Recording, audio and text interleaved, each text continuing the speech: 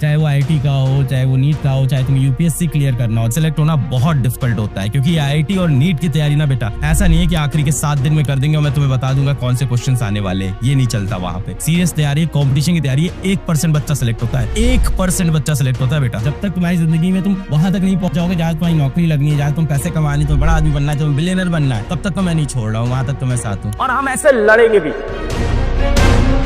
मन में डर लग रहा है यार, कोई 2 चैप्टर भी ऐसे नहीं है जो मेरे स्ट्रांग में हो, मेरे को इस तरह से पासिंग नंबर आ जाए। ऐसे जितने भी बच्चे हैं ना जिनको इस टाइम डर लग रहा है, नैया डूबने वाली है, और जिसने पढ़ रखा है वेल एंड गुड, जिसने कुछ नहीं पढ़ा वो भाई इतना तो पढ़ ही सकता है कि कम से कम आप 7 आवर सोइए। 7 आवर आप सो गए बेटा। अभी भी रिमेनिंग कितना टाइम है आपके पास जीवन में? अभी भी रिमेनिंग कितना टाइम है आपके पास एक दिन में? 8 आवर है। अब इस 8 घंटे में से बेटा आपको 7 घंटे टारगेट करना है, थोड़ा डिफिकल्ट होगा। 3 PM से पहले ले लेता हूँ 6 PM, फिर 6 PM से 9 PM, फिर उसके बाद 9 PM से ले लेंगे 11 PM, क्योंकि 11 बजे अपन सो गए हैं और सुबह अपने को 6 बजे उठना है। 7 घंटे की नींद देख रहे हो। अब 3 से 6 कितना समय है बेटा आपके पास? 3 आवर्स। पढ़ेंगे कितना हम? 2 आवर आउट ऑफ 3 पढ़ लिया यहाँ पे। फिर 6 से 9 कितना समय है? 3 आवर्स। कितना पढ़ेंगे बेटा फिर से? 2 आवर आउट ऑफ 3, यहाँ पे भी पढ़ लिया। फिर 9 से 11 कितना समय है इस बार? 2। इस बार पूरा 2 घंटे पढ़ना पड़ेगा। 2 आवर आउट ऑफ।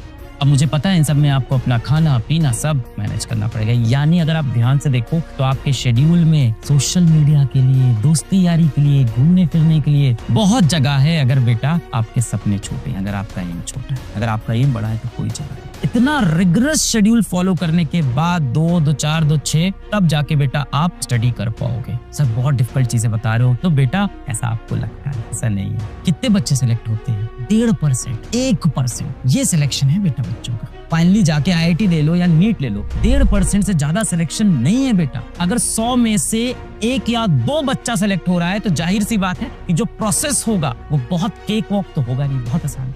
ये सारे नियम कानून जो फॉलो करे और लास्ट में उसका पेपर वाले दिन किस्मत भी ठीक हो, भगवान भी साथ दे, वो जाके बेटा सिलेक्ट होता है। तो ये तो है बेटा, ये तो सच्चाई है। पर आपके लिए कमाल की बात ये है कि ये सारे रूल्स डिकोड हो गए हैं, आपके पास फॉर्मूला है। कितने बच्चों के पास ये फॉर्मूला ही नहीं, उनको पता ही नहीं क्या करना है। अभी भी समय है, एकदम डट के मेहनत करनी है। जो टॉपिक्स नहीं आए हैं उनको कवर कर लेंगे। बहुत मेहनत की तुमने इस साल, बहुत ज्यादा मेहनत की। मैंने बहुत सारे ऐसे कमेंट्स पढ़े जिन्होंने ये बोला कि हमारी हालत बिल्कुल खराब थी। बहुत से ऐसे कमेंट्स मैंने यूट्यूब पे देखे। मतलब ये ऐसे बच्चों की बात कर रहा हूँ जिन्हें लग रहा था वो फेल हो जाएंगे। बेटा एक चीज एकदम ध्यान से सुन लो, तुम्हें बहुत इंपॉर्टेंट चीज बताना चाहता हूँ। 50 रैंक, 100 रैंक, इस तरह की डबल डिजिट, सिंगल डिजिट सब रैंक्स आपको मिलेगी। Maximum number of IITians and doctors. आप सुनते होगे ना कि कोई भैया या दीदी है वो बता रहे हैं कि मैं इस टाइम एम्स दिल्ली में पढ़ रहा हूँ, मैं आईआईटी बॉम्बे में पढ़ रही हूँ, मैं आईआईटी बॉम्बे में पढ़ रहा हूँ, मैं आईआईटी दिल्ली में पढ़ रहा हूँ। सिलेक्ट होना बहुत डिफिकल्ट होता है। क्योंकि आईआईटी और नीट की तैयारी ना बेटा ऐसा नहीं है कि आखिरी के 7 दिन में कर देंगे और मैं तुम्हें बता दूंगा कौन से क्वेश्चंस आने वाले हैं। ये नहीं चलता वहाँ पे। सीरियस तैयारी, कंपटीशन की तैयारी है। 1% बच्चा सिलेक्ट होता है, 1% बच्चा सिलेक्ट होता है बेटा। 20 लाख बच्चा बैठेगा और लास्ट में सरकारी सीट 40,000। 20 लाख बच्चा एग्जाम देगा, 40,000 के पास गवर्नमेंट सीट होगी और इसके अंदर रिजर्वेशन वगैरह बाकी चीजें भी होंगी। आईआईटी की बात करूं बेटा तो लगभग 12 से 14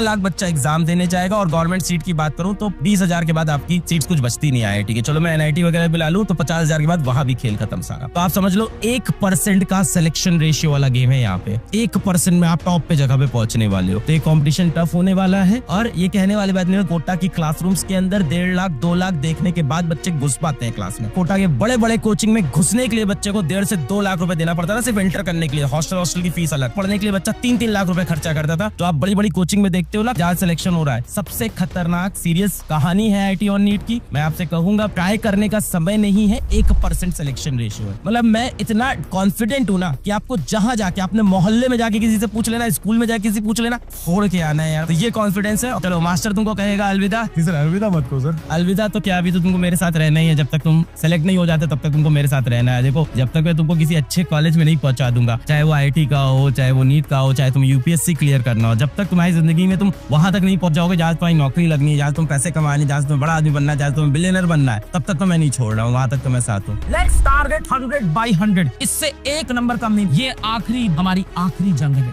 और हम ऐसे लड़ेंगे भी। अभी कोई भी आगे हो, अंत में मैं ही जीतेगा बेटा। वो अंत आ गया। अब हमें जीत के, लड़ के, इस जंग को लास्ट में जीत के खुशी से वापस आना है।